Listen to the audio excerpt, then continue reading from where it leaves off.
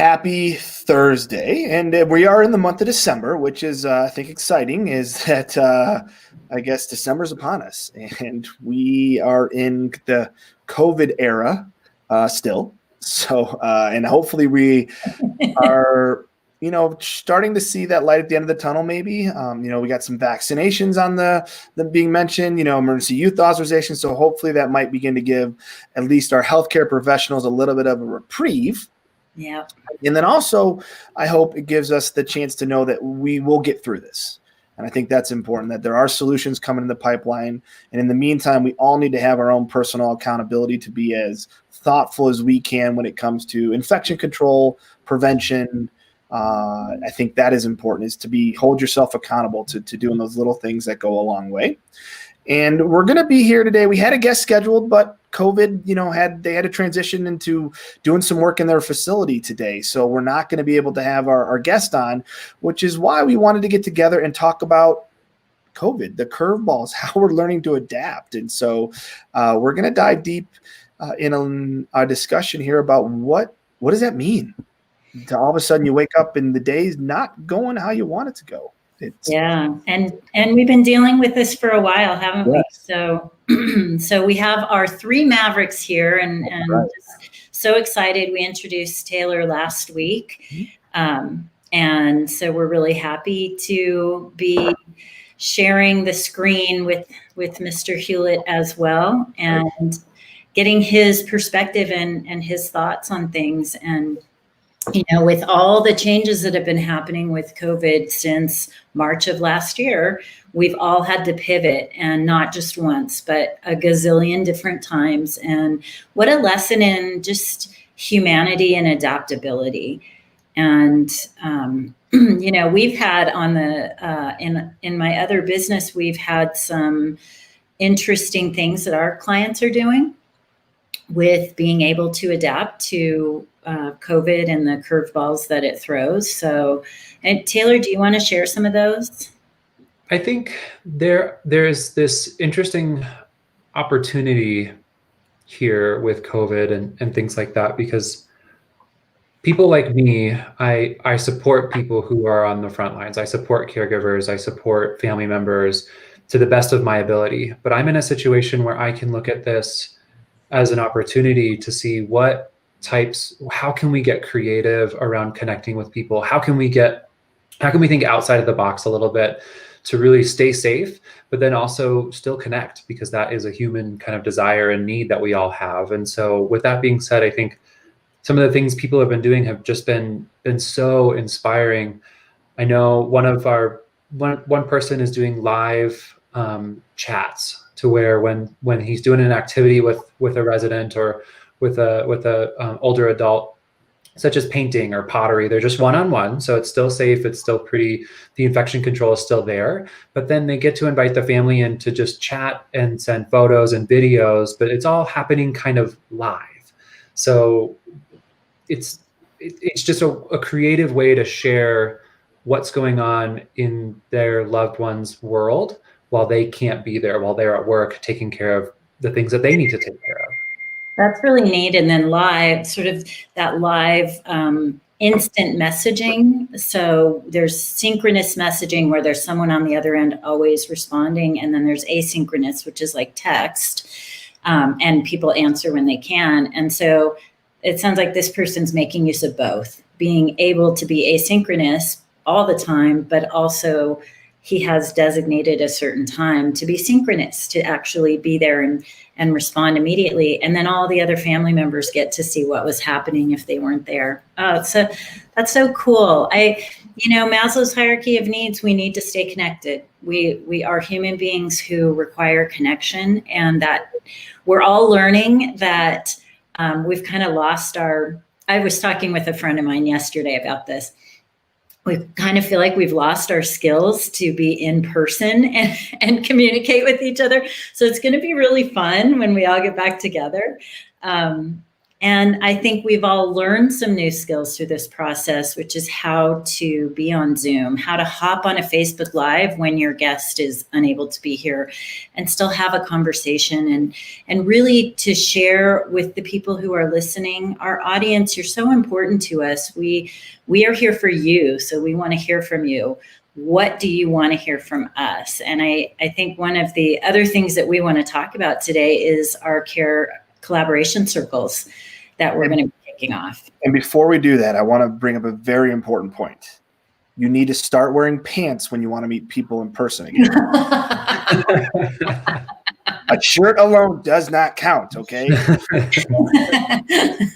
want to remind everybody that. Yeah, when we're only worried about the top up, so just remind them when you go back out in public, you probably need to have matching, top and bottom. So yeah. I'll throw that out there. Sweats, not our PJ bottoms. Yeah. PJ bottom with the dress shirt, that's, Okay. Yeah. Fair enough. We're not talking to you, Taylor, I promise. Yeah.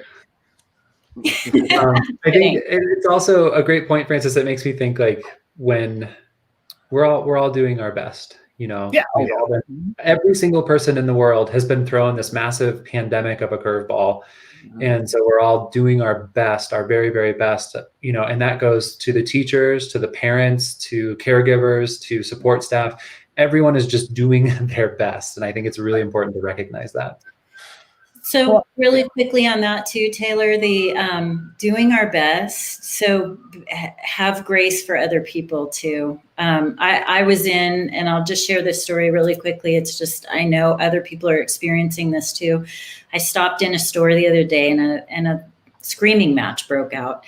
And it's just because people are tired. We're tired, we're worn out. It's not how people would normally behave. So I'm hopeful that we can all, I'm a little optimistic, so I'm hopeful that we can all have some. But I think we've got to be optimistic, though. I think that's what we've got to, we have to recognize that, we are challenged right now, and challenge is a good thing for us, though. It forces us to look at things differently and recognize, are we doing it the best way we can? And not to be upset about the past or what we're currently in, but use that as a learning opportunity. I mean, I've tried to go back to something in my leadership philosophy of teachable moments, right? We have those ways of where you can lead by fear, right? Where they're just scared of whatever, and they're going to do it because out of fear, right? Or give your team the tool set to do better on their own next time without someone supervising them, right? Use your teachable moments. And I think we're in a teachable moment for a while, right? Of learning how we can make things better the next time around. Yeah. And that's what we have to remember. And I think it's a great segue into the purpose of our collaboration circles, right? The idea of getting different minds, not like different minds together to work through those challenges and create teachable moments. Yeah. Yeah. And those teachable moments. So my husband tells a story, and I know if we Google it, there'll be some information on this because it's used a lot in Agile development methodology. There's the story of the cow in the ditch. So there's a cow in the ditch. Okay. We got to get the cow out of the ditch. That's kind of where we are. We're in the ditch. We're the cow in the ditch. So there's the process of the first thing you need to do is get the cow out of the ditch. The second thing you need to do is look at how the cow got in the ditch in the first place so that you can prevent it. And that's the kind of, I think, where people are.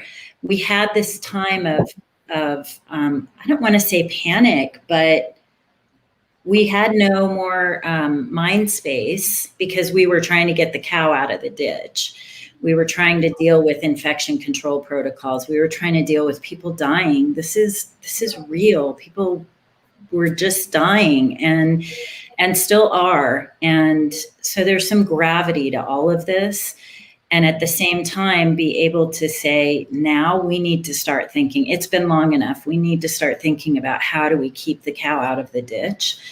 And I hope that analogy resonates. I'm not trying to liken anyone to a cow in a ditch. I just really want to, share the story that this is now an opportunity.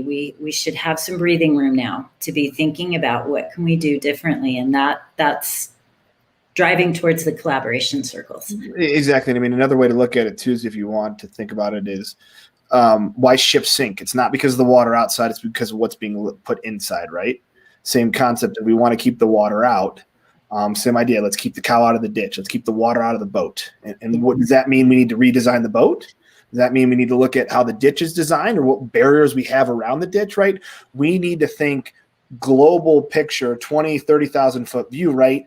Not just, okay, we can't let the cow in the ditch. Well, what the heck does that mean, right? What action, though? Let's go back to what we like, action. What action are we going to take to keep that water out or cow out or the furry cat, right, out of the ditch, whatever that may be?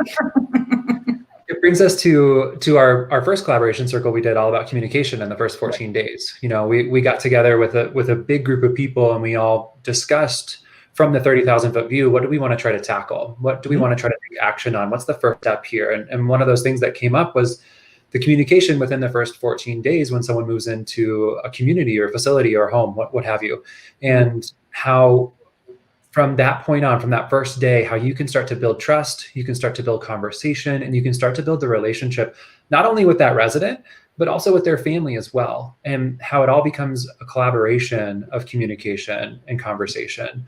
And so we started to tackle that. And from that, we got an amazing ebook that you can go download for free right now. We can post the link in the chat here too. We should. Yeah, we definitely should. But that's what came out of our first collaboration circle. So from that, we want to start another one, to do another collaboration circle around some of the issues that people, or some of the challenges that people are facing.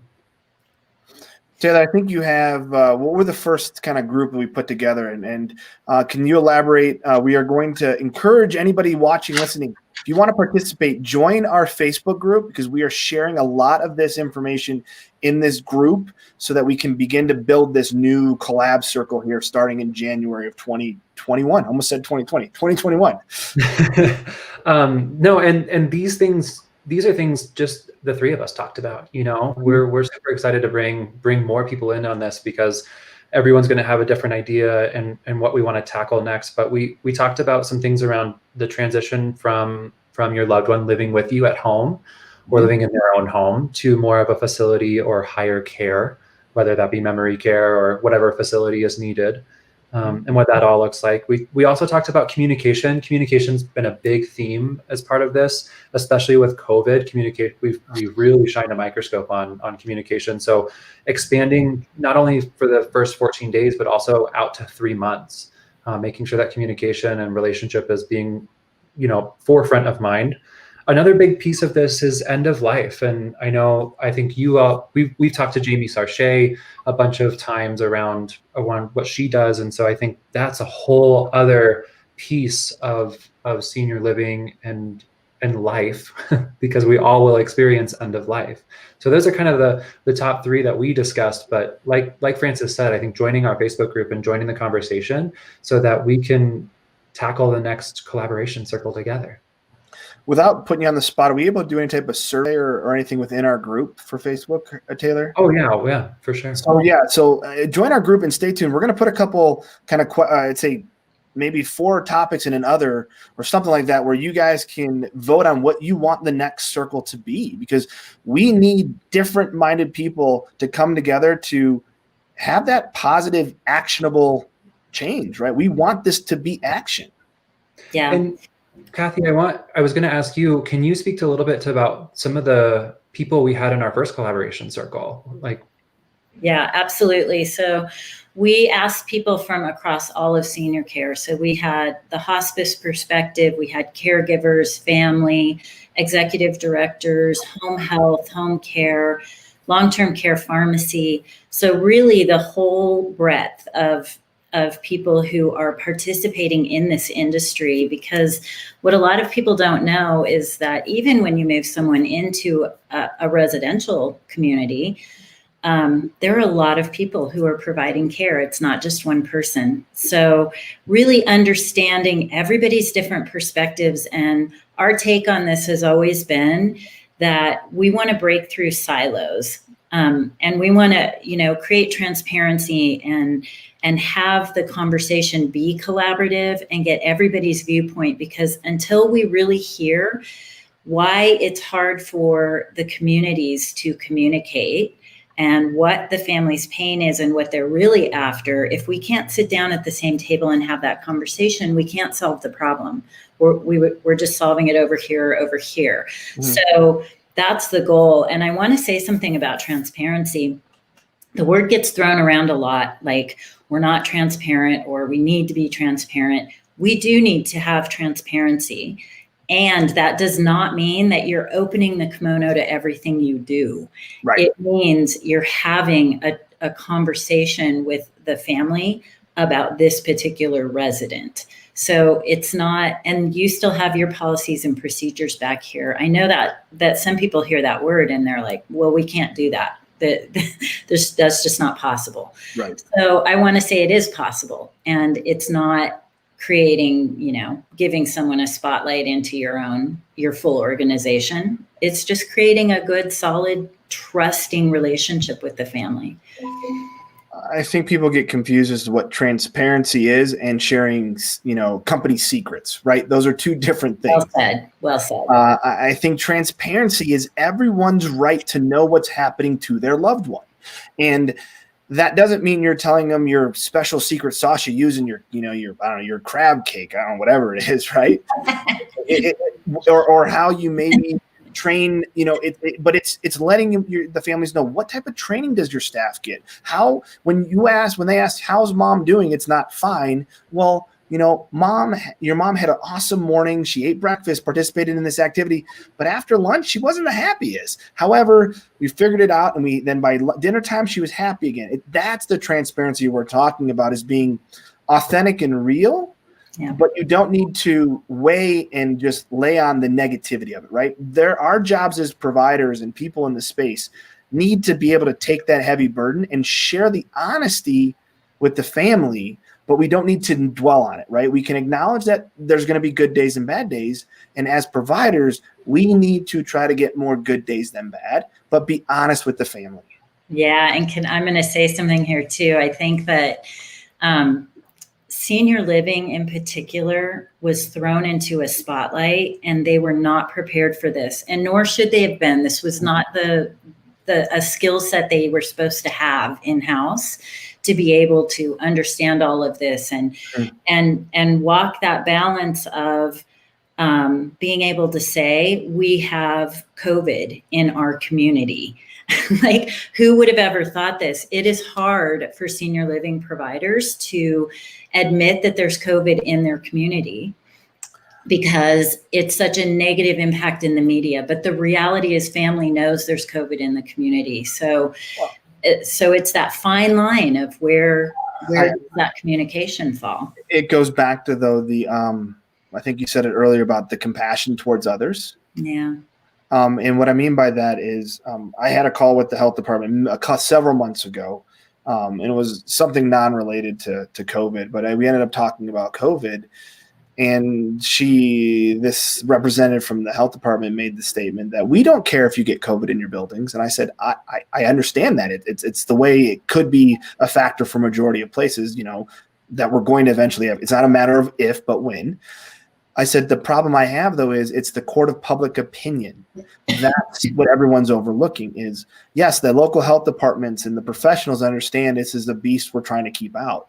But the court of public opinion does not care about that. And so what you have happening is just a lot of, I think, fear of being labeled. Mm-hmm. Yeah.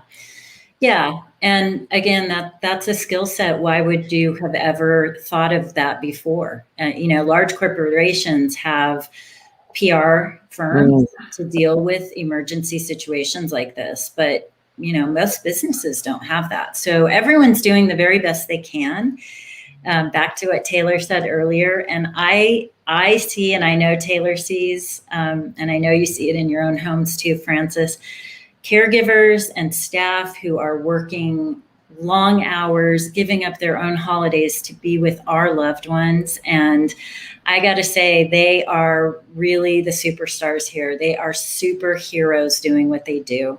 And family, unfortunately, because of the lack of communication, often family just doesn't even know how much they're doing for the people that we love. So kudos to all of them, though. Let's give them a quick little shout out here. Yeah. To all of the front line and all those that are involved in the hands-on component here. I think it's important. Yeah, and let's go back to the interview we had with Amanda Ayub, who said, we can't do this. This is so hard. Our staff is out, we have turnover, we're giving up our lives. We have sores from our mask, just like you see with all the other healthcare workers out there. So let's give them all some compassion and love, and know that they're human beings who are doing extraordinary work right now. Agreed. Shout out. Agreed. And I think what I want to highlight here and go back to join our Facebook group here, because we are at a tipping point and we want to have an impact moving forward. We want to take the lessons we have learned and continue to learn from COVID and just the things around COVID. So we want to really have a voice to stop settling for how we want to age and start actively participating in how we want to age. That is what we want to do. And again, it's active. We want action-based ideas. And so if you're action-based, if you want to take action to improve not only how you're aging, but maybe your parents or grandparents or the generation behind you, join our Facebook group. Totally free to join. So join it. And in the conversation. Start some conversations and keep them going. Yeah. I will also echo the thank you to all the frontline caregivers, healthcare staff, everyone. Definitely echo that. And yes, please do join our Facebook group. We're going to be putting out content around some surveys around what our next collaboration circle can be and how we can make aging better for everyone, because we are all going to age. Yes. We are aging. We are aging. I'm aged longer than you two, but you say aged? I aged? I did. I've aged. I don't know. Well, no, I mean, every day we're creating a new chapter in our story, right? So, I think we've got to get away from this idea that it's the final chapter. It's just the next chapter. And that's all we are doing here is we're building the next chapter. And so, again, I don't like to speak in finality. So let's speak that is the next chapter. And that chapter can be as good or different or better than the previous one. So yeah, so beautiful. And so many stories around that. So join our Facebook group. Please just join the conversation. And we're excited to get started on our next collaboration circle. It was great fun. And the first time around, we've gotten better at it. And I'm excited to see what comes out of the next one. Agreed. So take a look at the link below to see some of the work. We're going to have the link for the 14-day calendar. Communication is going to be in the chat below. We'll also put it in a couple other spots on our website as well, too. So click on that. Look at what came out of essentially 5 meetings, right? 5 one-hour meetings. A lot came out in a short period of time. So take a look at that. Join our Facebook group and get ready for an awesome 2021. Well said, Francis. Have a great weekend. And we look forward to next Thursday. We're going to have a pretty cool guest. So yes, we stick do. with us. Yes, we do. Until then, have a great weekend and a great week and stay healthy.